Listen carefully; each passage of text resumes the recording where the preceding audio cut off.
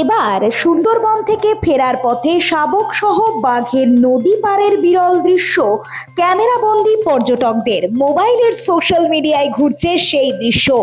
উল্লেখ্য, কলকাতা থেকে একদল পর্যটক সুন্দরবন ভ্রমণে গিয়েছিলেন 7ই মার্চ জলযানে চেপে।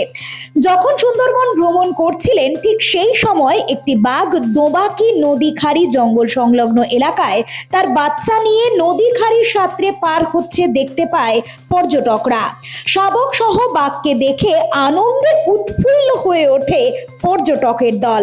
ইতিমধ্যেই সোশ্যাল মিডিয়ায় তার বিরল দৃশ্য ভাইরাল। অন্যদিকে এসআইআর এর প্রভাবে ব্যাপক ক্ষতি হচ্ছে বলে জানিয়েছেন পর্যটন ব্যবসায়ীরা।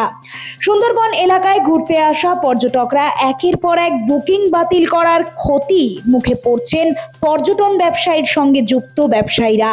বিশেষ করে যারা বোট নিয়ে সুন্দরবনের বিভিন্ন নদীর খাড়িতে পর্যটকদের নিয়ে ঘুরতে যান, তাদের বুকিং ক্যান্সেল হয়েছে বিগত দিনগুলিতে এসআইআর এর হিয়ারিং থাকার কারণে। বহু লোকের নাম বাদ পড়ায় তাদেরও কাগজপত্রের জন্য দৌড়াদৌড়ি করতে হচ্ছে বলে ক্ষতির মুখে পড়েছে পর্যটন ব্যবসা। বোটের মালিক শরিয়ত মণ্ডল বলেন, এবছর শুরুতে ব্যবসা ভালো শুরু হয়েছিল, প্রচুর বুকিং পাচ্ছিলেন তারা। রাজ্যের বিভিন্ন প্রান্ত থেকে বুকিং এসেছিল, তবে এসআইআর চালু হওয়ার পর থেকেই সেই বুকিং একের পর এক বাতিল হচ্ছে। না, এই বছর ব্যবসা খুব ভালো হয়নি। কেন? প্রথম তাহলে আমাদের যেরকম বুকিং হয়েছিল সেই হিসাবে আমাদের তারপর এসআইআর যখন শুরু হয়েছে তখন কিছু কিছু পার্টি আমাদের অ্যাডভান্স করে ক্যান্সেল করেছে, অনেক ক্যান্সেল হয়েছে আমাদের। কতটা আর্থিকভাবে এবছর তাহলে ক্ষতি? না, এবছর ব্যবসা খুব ভালো হয়নি, আর্থিকভাবে আমার প্রচুর লস। এখন কি আর ব্যবসা হচ্ছে?